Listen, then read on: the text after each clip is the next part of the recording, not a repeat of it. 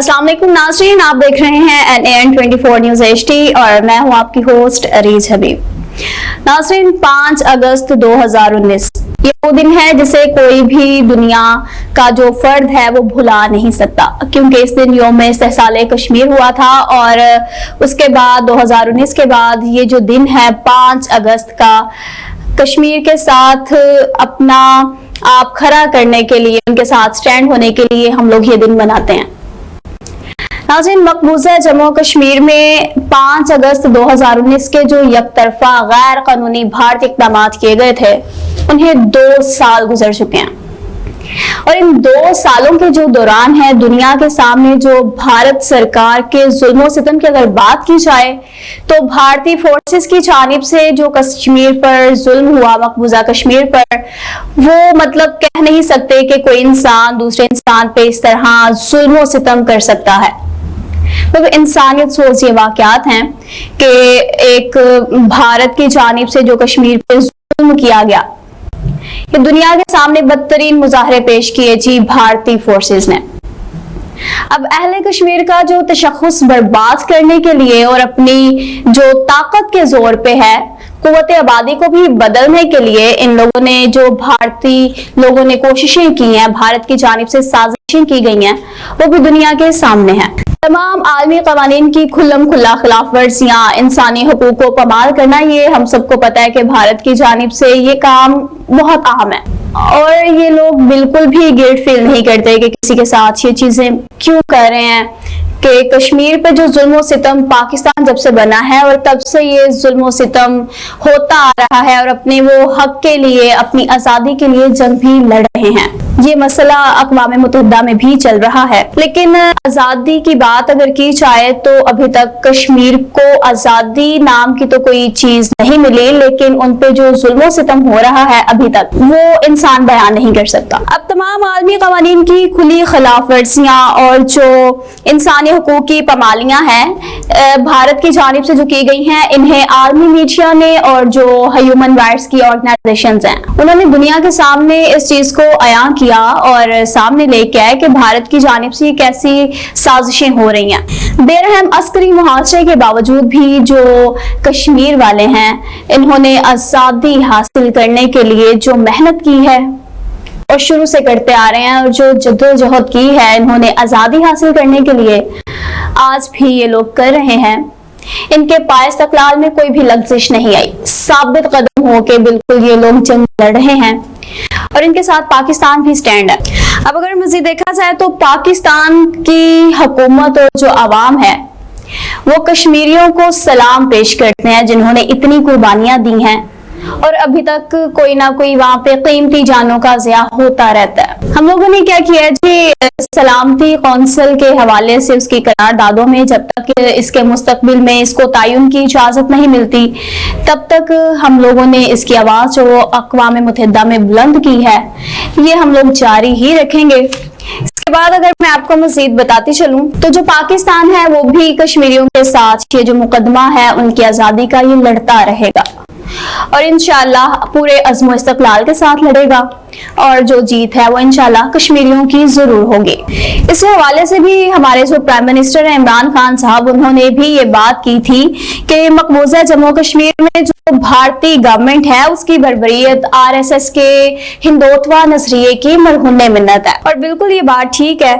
अब हिंदुस्तान आज भी अपनी तमाम आलमी कवानीन की खिलाफ वर्जियां करते हुए, अपने कवानीन को पामाल करते हुए, जो अपनी बदमाशियों और रियासती दहशतगर्दी से खित्ते का अमन जो है वो तबाह बर्बाद करना चाहता है और खित्ते का जो इस्तेहकाम है उसे भी जो है वो तबाही के घाट उतार रहा है। इन लोगों को ये कहना चाहूंगी मैं कि पाकिस्तान की जो आवाम है वो भी कश्मीर के साथ इसी तरह स्टैंड रहे, उनके साथ जो जुल्म हो रहा है उसके खिलाफ आवाज बन के अक़वाम मुत्तहिदा तक इसको मजीद बुलंद करे कि जो कीमती जानों का वहां पर ज़िया हो रहा है वो रुक सके और जो भारत अपनी गुंडागर्दी वहां पे दिखा रहा है उसको भी इस बारे में थोड़ी सी शर्म आ जानी चाहिए कि वो कीमती जानों का ज़िया किस तरह कर रहा है।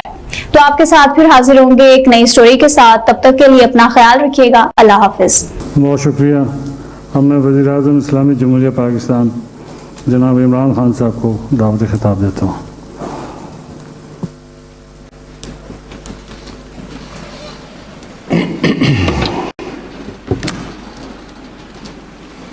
بسم اللہ الرحمن الرحیم. ایاک نعبد و ایاک نستعین. جناب اسپیکر، صدر صاحب، جناب وزیر اعظم، ممبرز آزاد کشمیر اسمبلی، خواتین و حضرات اور منسٹرز، دیکھیں میں بڑی دلچسپی سے سنی آپ سب کی تقریریں. وزیر اعظم صاحب کی تقریر میں فالو کر رہا تھا کہ کدھر سے کدھر جا رہی ہے.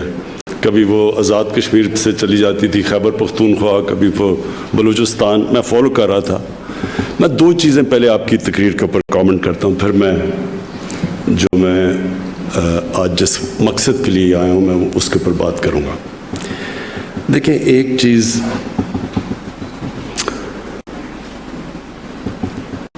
یہ ذہن میں ڈال لیں کہ جو پوٹینشل پاکستان میں ہے شاید ہی دنیا میں کسی ملک میں ہے. اس کے پوٹینشل کی مجھے جو سب سے زیادہ افسوس ہوتا ہے کہ ہمیں خود پاکستانیوں کو اندازہ نہیں ہے.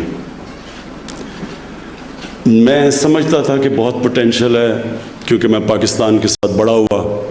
ہم نے اس ملک کو بڑی تیزی سے اوپر جاتے دیکھا، پھر ہم نے اس ملک کو نیچے آتے دیکھا، تو ہمیں پتہ ہے کہ یہ کدھر جا سکتا تھا. 60s کے اندر یہ ساری دنیا، 60 کی دہائی میں دنیا پاکستان کی مثال دیا کرتی تھی. ایک کتاب نکلی تھی جس میں پاکستان کے متعلق انہوں نے کہا تھا کہ سارے ایشیا کا کیلیفورنیا پاکستان بننے جا رہا ہے، سب سے خوشحال طبقہ. اور ہمیں وہ دن یاد ہے. اور پھر کیا ہوا ٹریجڈی پاکستان کی کہ وہ بدقسمتی سے اس ٹریجیکٹری پر نہیں گیا، وہ پھر آہستہ آہستہ نیچے آنا شروع ہو گیا. اور دنیا کی تاریخ جب آپ اٹھا کے دیکھیں گے تو آپ کو پتہ چل جائے گا کہ وہ کون سے، ہر قوم کے اندر کئی اصولوں پہ چلتی ہے تو قوم اوپر چلی جاتی ہے، جب ان اصولوں سے پیچھے ہٹتی ہے تو قوم نیچے آ جاتی ہے. یہ ہمارا نہیں ہے، دنیا کی تاریخ اٹھا کے دیکھیں کیسے بڑی قوم بنتی ہے، امپائر بن جاتا ہے، پھر وہ نیچے آ جاتی ہے. تو وہ اگر ہم جو اللہ کے بنائے ہوئے قانون، جو ہم جب مدینہ کی ریاست کی بات کرتے ہیں تو مدینہ کی ریاست میں سرکار مدینہ نے کئی قانون بنائے تھے، انہوں نے کئی پرنسپلز رکھے تھے جس کی وجہ سے وہ قوم اوپر گئی تھی. تو وہ کیوں کہتے ہیں؟ کیونکہ دنیا کی تاریخ میں اس طرح بڑا انقلاب آیا ہی نہیں. جو وہ ہوا ہے وہ تاریخ کا حصہ ہے. تو کوئی اصول انہوں نے اپنائے تھے جس سے وہ قوم اٹھی تھی، اور پھر جب وہ نیچے گئے 400-500 سال کے بعد تو وہ ان اصولوں سے پیچھے ہٹ گئے تھے. تو ہمارا بھی یہی حال ہے. لیکن مایوس کبھی نہیں ہونا چاہیے. مجھے آج مایوسی آپ کی باتوں سے فیل ہوا ہے کہ جس طرح آپ مایوس ہوئے ہیں. یہ نہیں کہ ایک آپ نے وزیر اعظم صاحب کشمیر کی پاکستان کی بات کی کہ پاکستان کو اٹھانے کے لیے اٹھانا چاہیے، کوئی تھنک ٹینکس ہونے چاہیے. اور آپ نے جو سب کی بھی باتیں آئیں ایسے لگا جیسے کوئی آپ اندر سے تھوڑے سے ہارے ہوئے ہیں. تو میں اس لیے جو آج آپ سے بات کروں گا، میں آج آپ کو جو میرا تجزیہ اس ساری چیز کا، میں بالکل آپ سے دوسری طرح سوچ رہا ہوں. میں یہ سمجھ رہا ہوں کہ اللہ کی طرف سے کشمیریوں کو ایک اللہ نے ایسے دور سے گزار رہا ہے جس کی اب اینڈ کشمیر کی آزادی ہے. اگر یہ 5 اگست نہ ہوتا تو میں آج اتنا پر امید نہ ہوتا.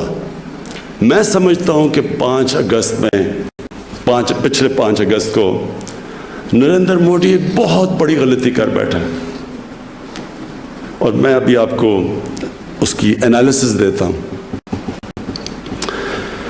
سب سے پہلے وہ 4 assumptions جس کے اوپر یہ 5 اگست کا اس نے فیصلہ کیا نریندر موڈی نے 370 اور 35A کو ختم کر رد کر کے اس نے جو فیصلہ کیا اس کے اوپر اس نے 4 اس کے پیچھے اسمپشنز تھی.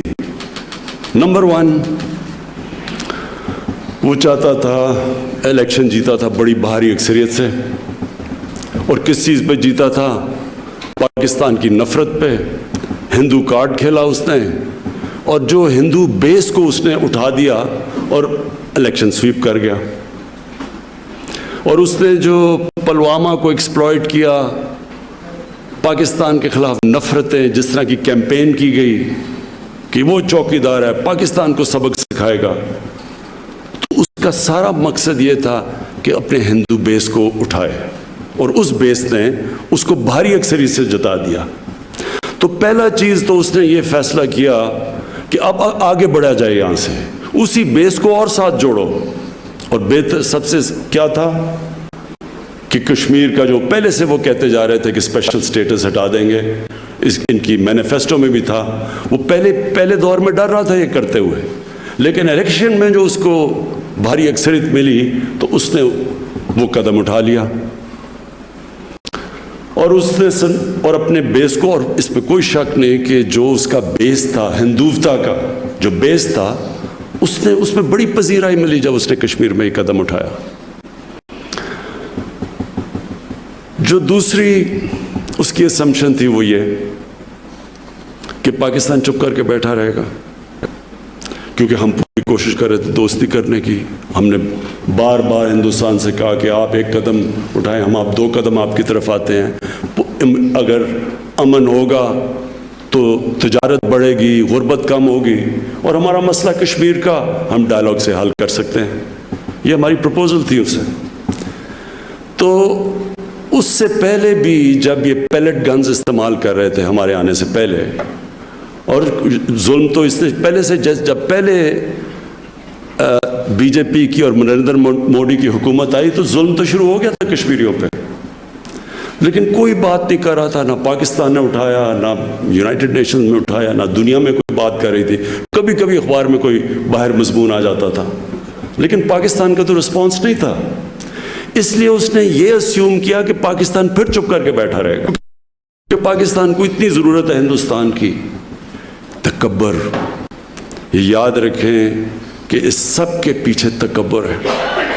وہ اپنے آپ کو اتنا طاقتور اور یہ جو ان کی سٹیٹمنٹس کے جو نیا نقشہ بنایا کہ وہ سارا علاقہ آزاد کشمیر بھی اب ہندوستان میں ہے اس کے پیچھے تکبر تھا.